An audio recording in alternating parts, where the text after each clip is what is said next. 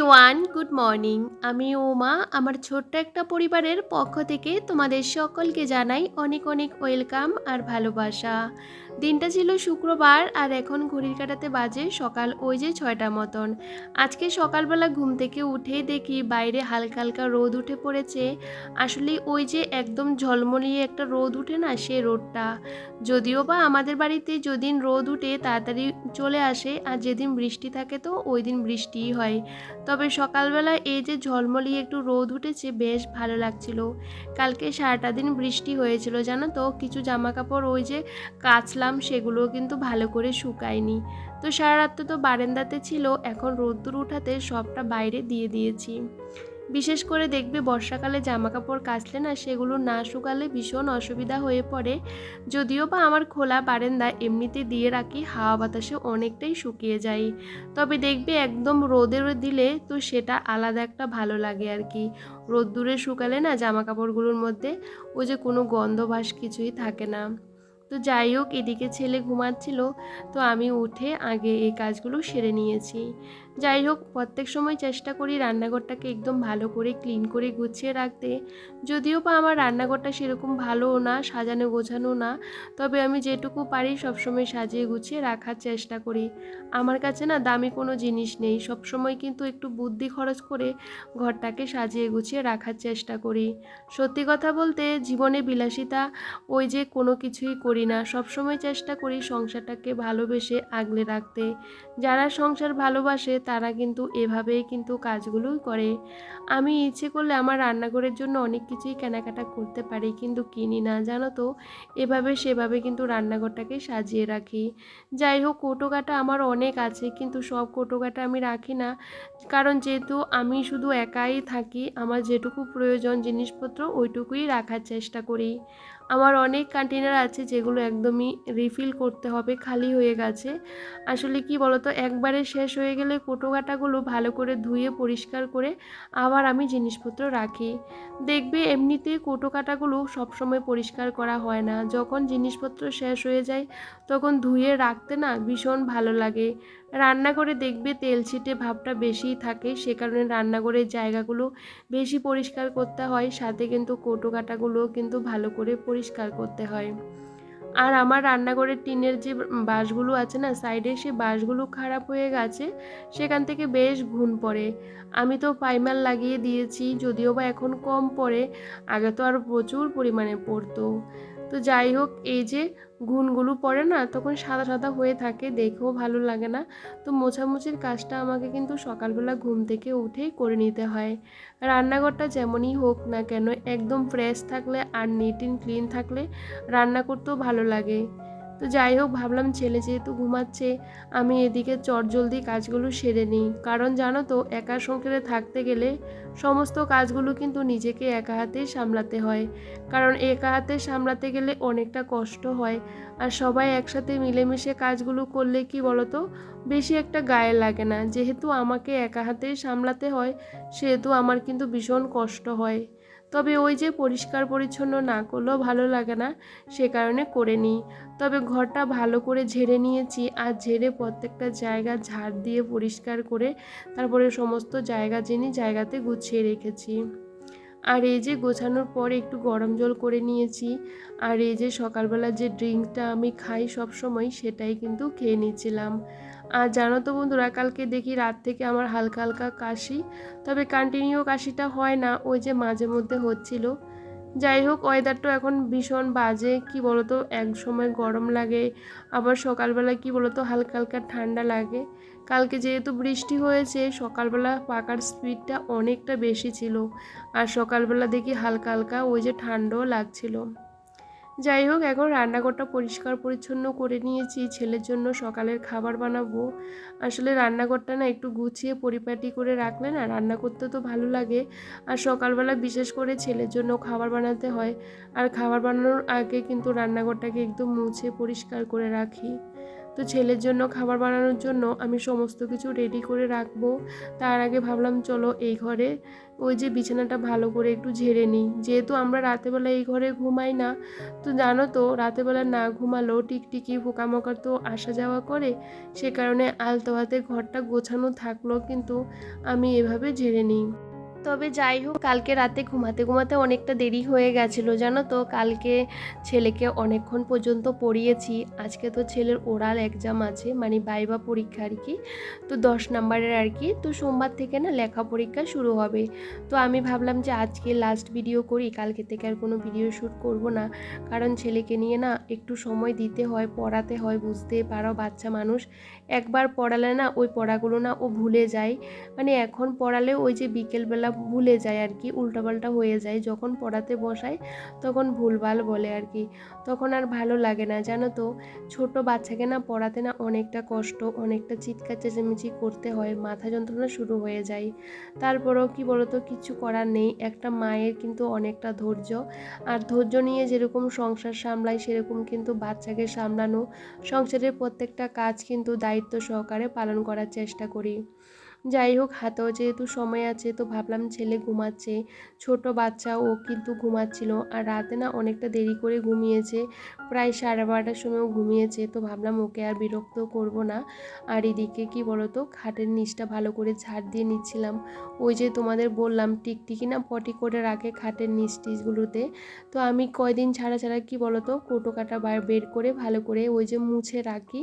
আর এমনি তো যখন ঘরটা ঝাড় দিই তখন খাটের নিচটাও কিন্তু ভালো করে ঝাড় দিয়ে নিই। আমি না খাটের নিচে এটা সেটা রাখতে একদমই পছন্দ করি না। তবে কিছু কিছু জিনিস আছে যেগুলো রান্নাঘরে আমি রাখতে পারি না, এগুলো সমস্ত কিছু রান্নাঘরের জিনিসপত্র রাখা। একটার মধ্যে মাসকাবাড়ির জিনিস রাখি, চাল টাল রাখা, তারপরে তো রান্নাঘরে কত জিনিস রাখতে হয়, সেগুলো কিন্তু বড় বড় কৌটোগুলো এখানেই রাখি। যেহেতু আমার রান্নাঘরটা সেরকম ভালো নেই আর রান্নাঘরে রাখি না, এই খাটের নিচটার মধ্যে অনেকটা জায়গা আছে, তো সেহেতু এভাবে রেখে দিই। আর যাই হোক, রাতেরবেলা গুছিয়ে রাখার পরও দেখো সকালবেলা যখন ঝাড় দিই, ভালো করে দেখবে ঘরটা যখন চারপাশটা ঝাড় দেওয়া হয় না, তখন অনেক কিছুই বেরোয়। তো যাই হোক, এদিকে দেখো আজকে কিন্তু সকাল থেকে বেশ সুন্দর রোদ উঠছে। রোদ উঠলে না অনেক ভালো লাগে কাজ করতে, যদিও বা সকাল সকাল কাজগুলো করে নিলে অনেকটা ভালো লাগে, আর দেখবে গরম হলে না কাজগুলো করাও যায় না। তো এদিকে কি বলতো, আমি যেহেতু বাইরে আসলাম এটা ঝাড় দিতে, ছেলেও দেখি উঠে পড়েছে, তো এখন ওকে ফ্রেশ করাবো, তারপরে ওর খাবার বানিয়ে ওকে খাওয়াবো। যাই হোক, এই মুহূর্তে বেশ খানিকটা সময় চলে গেছে, ছেলেকে স্কুলে দিয়ে আসলাম, আর স্কুলে ঢুকাতে ঢুকাতে 8টা বেজে গেছে, বাড়ি থেকে বেরিয়েছি 7:30টার সময়। বুঝতেই পারো কালকে বৃষ্টি হয়েছে, রাস্তাঘাটগুলো ভীষণ বাজে অবস্থা হয়ে আছে, তবে ওই যে কিছু করার নেই। তো বাড়ি আসলাম তাড়াতাড়ি করে, কারণ ও তাড়াতাড়ি স্কুল ছুটি হয়ে যাবে, আবার ওকে আনতে যেতে হবে। আসলে কি বলতো, একা হাতে ঘরে বাইরে সমস্ত কাজগুলো করতে করতে না অনেক সময় হাঁপিয়ে যাই, তারপরেও কিন্তু আমরা কাজগুলো করি। আসলে একটা বাড়ির বউর অনেকটা ধৈর্য, আর ধৈর্য নিয়ে সমস্ত কাজগুলো করারও চেষ্টা করি। আর আমার না প্রত্যেকটা কাজ গোছানো এবং পরিপাটি না থাকলে না একদমই ভালো লাগে না। তো যাই হোক, এখন এই যে বাড়ি এসে বিছানাটাও সুন্দর করে গুছিয়ে নিচ্ছিলাম, আরও তো বাইরে অনেক কাজ আছে সেগুলোও করতে হবে। আসলে আজকে তো রোদ উঠেছে, তো ভাবলাম চলো বাইরেও কিছু বেশ খানিকটা কাজ করব। আসলে বাড়ির চারপাশে এত ঘাস হয়ে গেছে, সবটা তো আমি ওই যে প্রত্যেকটা দিন অল্প অল্প করে পরিষ্কার করার চেষ্টা করি, তারপরও না হয়ে যায়। আমাদের এখানে যেহেতু জলা জায়গা, যতই তুমি ওই যে বাইরের জায়গাগুলো পরিষ্কার করে রাখো না কেন, আবার ঘাস হয়ে যায়। আমি না বিয়ের আগে না এত ঘাস এত নোংরা কখনো দেখিনি, কিন্তু কলকাতা আসার পর এরকম নোংরা, এরকম জঙ্গল এরকম দেখছি। কিন্তু আমাদের গ্রামের দিকে জানো তো রাস্তাঘাটগুলো ভীষণ সুন্দর এবং পরিষ্কার পরিচ্ছন্ন, নিট অ্যান্ড ক্লিন। যেহেতু সরকার থেকে না রাস্তাঘাটগুলো পরিষ্কার করায়, তারপরে কাজ করায়, সব সময় দেখতাম খুব সুন্দর। আর বৃষ্টি হলে না সাথে সাথে কিন্তু জলগুলো চলে যায়, কোথাও জল জমে না, চারপাশটা এত পরিষ্কার পরিচ্ছন্ন তোমাদের কি আর বলবো। তবে এখানে আসার পর এরকম দেখছি, তবে এখন দেখতে দেখতে না অভ্যাসে পরিণত হয়ে গেছে। আগে যখন আমি বিয়ের পর এখানে এসেছিলাম, চারদিকে না জল জমা থাকতো, ভীষণ একটা বাজে স্মেল বেরোতো, মানে ভীষণ একটা গন্ধ বেরোতে, যেটা আমি সহ্য করতে পারতাম না। এখন ওই যে থাকতে থাকতে সবই সহ্য করে নিয়েছি। যাই হোক, এদিকে দেখো আমি সমস্ত কাজকর্ম করে তারপরে বাইরের জায়গাগুলো পরিষ্কার করেছিলাম, কিছু ফুলের ডালা কেটে দিয়েছি, আর গেটের সামনে জায়গাটা একটু পরিষ্কার করে দিয়েছি, তারপরে বাথরুম পরিষ্কার করেছি। কারণ কি বলতো, আমি সবসময় চেষ্টা করি সপ্তাহে 2টো দিন অন্তত বাথরুমটাকে ভালো করে ক্লিন করে নিতে। আর জানো তো, টাইলসগুলোর মধ্যে ওই যে জলের একটা ছাপ পড়ে, সেগুলো পরিষ্কার করতে আমার অনেকটা সময় লেগে গেছে। তারপরে স্নান সেরে পুজো করলাম, পুজো করে তারপরে গেছি ছেলেকে আনতে। ওখান থেকে এসে আমি আসলাম রান্নাঘরে। বুঝতেই পারো, একা হাতে এতগুলো কাজ করাও কিন্তু অনেকটা কষ্ট। যদিও বা তোমাদের সবটা আমি শেয়ার করতে পারি না, দেখবে ক্যামেরা নিয়ে কাজ করতে গেলে অনেকটাই কষ্ট হয়।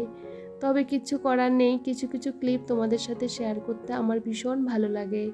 আর এদিকে আজকে না চোখে না ভর্তি করে কাজল পরেছিলাম। কালকে একটা কাজল নিয়েছিলাম মিশো থেকে, মানে কালকে এসেছে আর কি। আর এই কাজলটা এত ভালো, এটা মনে হয় আমার অনেক বছর চলে যাবে। আমি যতবারই কাজল কিনি, আমার ছেলে না সমস্ত কাজলগুলোকে ওই যে নষ্ট করে ফেলে, সবটা পেন্সিলের মতন, তো সে কারণে। তো এবার কিন্তু অন্যরকম কাজল কিনেছি, যেটা ছেলেও আর নষ্ট করতে পারবে না। তো এটা কিন্তু আমি অনেকটা ভেবেচিন্তেই কিনেছিলাম, ভেবেছিলাম ভালো হবে না, তবে ভীষণ ভালো। তো যাই হোক, মিশোর প্রোডাক্ট কিন্তু ভীষণ ভালো এখন। আগে কিন্তু মিশো থেকে কোনো কিছু কিনতে ভীষণ ভয় লাগতো। যাই হোক বন্ধুরা, ছেলেকে নিয়ে আসার পথে আমি কিছু সবজিপাতি জিনিসপত্র নিয়ে এসেছি। প্রত্যেকটা সময় ছেলেকে বাড়ি নিয়ে আসার পথে ওকে কিন্তু ওই যে 15-20 টাকার খাবার কিনে দিতে হয়, তারপরে তো আমার যেটুকু জিনিসপত্র লাগে সবটা নিয়ে আসতে হয়। তবে জিনিসপত্রের যা পরিমাণে দাম বেড়েছে তোমাদের কি আর বলবো, দ্রব্যমূল্যের দাম দিনের পর দিন বেড়েই চলেছে। তবে জানো তো বন্ধুরা, আমার মনে হয় বর্ষাটা না গেলে সবজিপাতি কোনো কিছুই দাম কমবে না। ভেবেছিলাম ঝিঙে পোস্ত করব, কিন্তু কি বলতো, আমাদের এখানে সবজির দোকান একটাই, ওনার কাছে নেই। তো কি বলতো, আমি ভাবলাম চলো ঝিঙে যেহেতু নেই, তারপরে কিছু ভেন্ডি নিয়ে আসি। তো সে কারণে ভেন্ডি দিয়ে আজকে কি বলতো, আলু দিয়ে পোস্ত দিয়ে করব।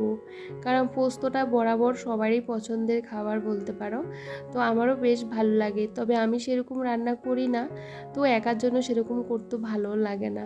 আমার ছেলে না এসব খাবারগুলো খেতে চায় না, তো ভাবলাম আজকে ওকে খাওয়াবো। সেরকম বেশি কিছু দিইনি, একদমই হালকাভাবে রান্না করছি। ওই যে লঙ্কা দিয়েছি একটাই। আর জানো তো, এটা কিন্তু আমার ভীষণ পছন্দের একটা খাবার। ভেন্ডি কিন্তু আমার বরাবর খেতে ভীষণ ভালো লাগে। তো আজকে দেখো পোস্ত দিয়ে, আলু দিয়ে, ভেন্ডি দিয়ে করছি। আর ভেন্ডিগুলোও কিন্তু ভীষণ ভালো ছিল, একদমই গলে যায়নি, এই যে গোটা গোটা রয়েছে, যদিও বা সেদ্ধ হয়েছে। আর আলুও কিন্তু সেদ্ধ হয়ে গেছে, আমি একদম নামিয়ে নিয়েছি। কালকের বেশ কিছুটা তরকারি রয়ে গেছে, যেহেতু আগের দিনের তরকারি রয়ে যায় সেহেতু আমাকে বেশি একটা ঝামেলা করতে হয় না। দেখবে বাড়িতে লোকজন কম থাকলে না রান্নাবান্নার চাপটা একটু কমই থাকে, তবে রান্না তো করতে হয়, তবে আমার রান্নার পরিমাণটা অনেকটা কম করে করতে হয়।